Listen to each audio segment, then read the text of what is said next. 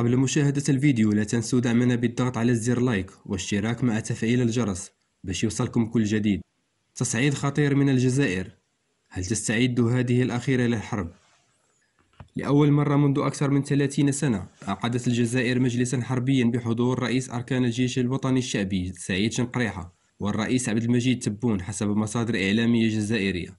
وأشار بيان للرئاسة الجزائرية إلى أن الأمر يتعلق بمجلس أمن، لكن الصحفي الجزائري المعارض عبد السمار يعتبر أنه يتجاوز حدود هذا المجلس في ظل حضور وحيد لشخصية مدنية في هذا الاجتماع متمثلة في الرئيس. وقدم الصحفي المنفي في فرنسا دليلا على غياب رئيس الوزراء أمين بن عبد الرحمن ووزير الخارجية رمضان العمامرة ووزيري الداخلية والعدل المعتادين على المشاركة بموجب قانون مجلس الأمن الأعلى.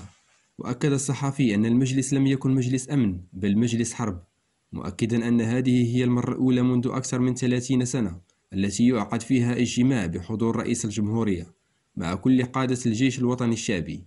وذكر السمار جميع المسؤولين الحاضرين بمن فيهم العميد مهنة جبار من المديرية العامة للتوثيق والأمن الخارجي. الاجتماع الذي ترأسه رئيس الجمهورية عبد المجيد تبون عرف مشاركة قادة مختلف قطاعات الجيش الجزائري، وتم خلاله استعراض آخر التقارير الاستخباراتية ووضع سيناريوهات الوضع.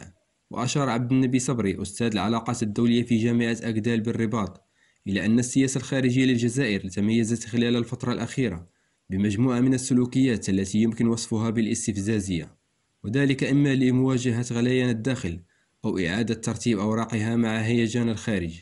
ويقف المحلل ذاته عندما اعتبره تحريضا واستفزازا واضحين خلال بطولة الشان مع التلاعب في المواثيق الدولية للتدخل في شؤون المغرب، مبرزا أن وكالة الأنباء الجزائرية نقلت تصريحات لمسؤولين تشير إلى أن السلطات تقود أعمالا حربية شرق الجدار الرملي من أجل الذهاب إلى أبعد مما هو موجود بقصد إلهاء الداخل وتهيئته للقادم من الأيام.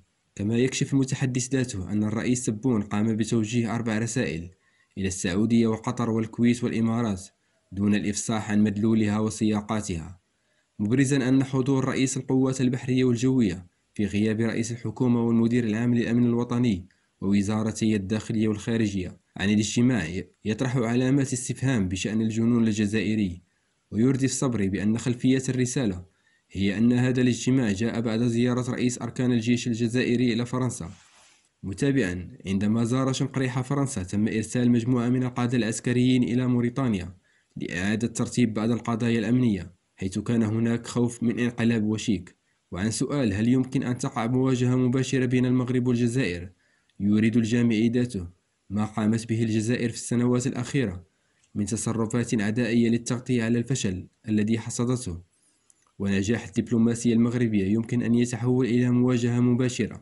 وزاد المحلل ذاته في الجيوبوليتيك: لا توجد حرب تحقق الرفاه، لكن السلطات العسكرية الجزائرية مصرة على الحرب، وإذا دخلتها مع المغرب فستكون نهاية لهذا النظام العسكري.